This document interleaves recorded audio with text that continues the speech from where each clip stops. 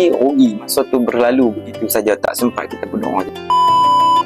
Tahu tak, bulan Ramadan ni adalah bulan Allah Subhanahu Wa Taala terima doa-doa hamba-hamba dia. Jangan lupa pula kena memperbanyakkan doa. Kalau kita ni dah berpuasa, bila kita nak buka tu, doa tu sangatlah mustajab. Kadang-kadang kita lepas, mungkin ada emosi kita yang bercelaru masa tu, mungkin duk sediakan makanan, anda marah kat isteri, atau marah kat anak ke.